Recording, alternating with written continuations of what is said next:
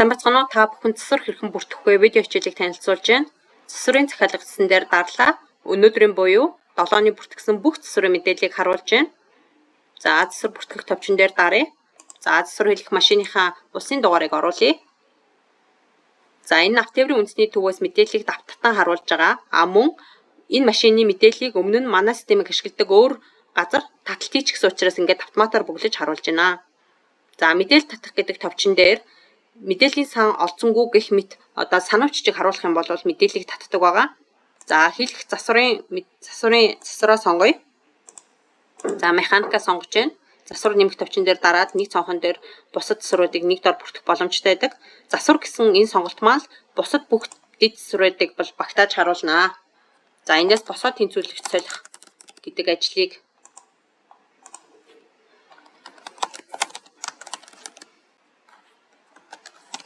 сүүлэгч солих гэсэн энэ ажлыг сонгож байна. За урд хойд аль одоо тэнцвэрлэгчээ солих байгаа гэдгээ сонгож өгч байна. За тухайн механикаа сонгож өглөө. За хийх үйлчилгээний товч хэсэг дээр харилцагчийн машины асуудлыг оруулж өгнө. Машинд тулгарсан асуудалтай. За ингээд засвар бүртгэх товчон дээр даръя. За засвар бүртгэснээс хойш мөн энэ хоёр ажил дээр нэмээд өөр ажил гарч ирэх юм бол нэмэлт засвар бүртгэх гэдэг товчон дээр дарж нэмж өгч болдог. За ингээд холбогдох одоо нөгөө худалдаж авч байгаа сэлбүүдийг ажил тус бүрийн харалтаа бүртгэж өгнө. За хөдөлгүүрийн тос солих гэдэг дээр сэлбэг нэмье. За энэ хайлт хэсэг дээр тухайн машины одоо нөгөө нэрээр нь сэлбэгийн нэрээр нь баркодоор нь сэлбэгийн кодоор нь оюун дугаараар нь гих мэт төрөл бүрээр бол хайх боломжтой. За 5W40 гэдэг тоснуудаа сонголт хийж оруулъя. За энэ улсын дугаар хэсэг дээр машины улсын дугаар гэсэн талбар дээр тухайн машины дугаар харуулж байгаа. Энэ нь тухайн машинд тохирох бүх сэлбүүдийг харуулж байна гэсэн үг.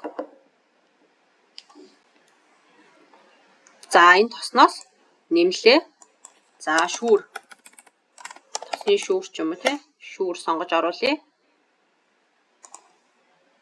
За тосоо нэмлээ. За босоо тэнцвэрлэгч хэсэг дээр босоо тэнцвэрлэгч сольж байгаа учраас босоо тэнцвэрлэгчээ хай. Нэрээр нь эсвэл кодоор нь хайх боломжтой.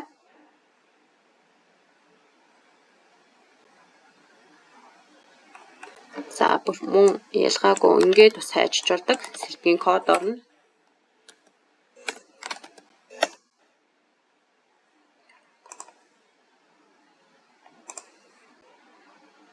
За ингээд job hoods буюу ажлын хугацаа үсгэнэ.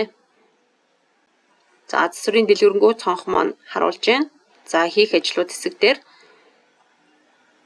нэг дөрвөлжинд нэг ажил байдлаар ингээ харуулсан байна.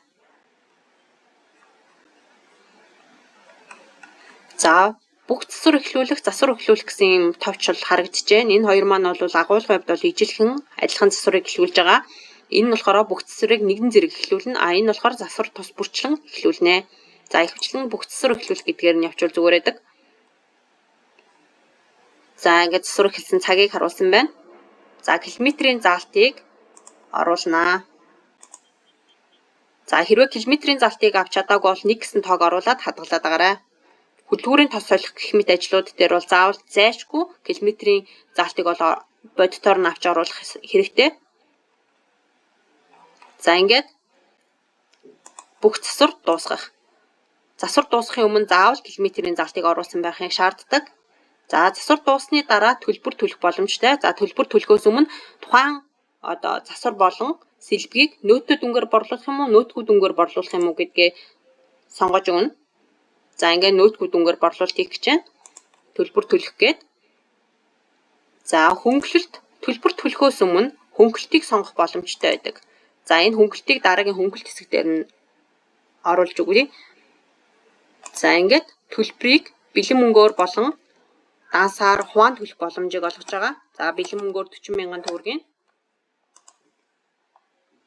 үлдэгдлийн дансаар шилжүүлсэн гэж үзье. Энэ нэмэх гэдэг товчон дээр заавал ийш шилжүүлнэ. За ингээ үлдэгдэл маань тэглэгдэж төлбөр төлөх боломжтой болно. За ингээд засварын захиалга эцэстэн дээрээ даръя. За энэ дээр төлбөр төлөгдсөн гэж харагдаж байна. Засварын төлөв нь засвар дууссан. За ингээд дэлгэрэнгүй дараад гарах юм бол саяны мэдээллийг харуулнаа.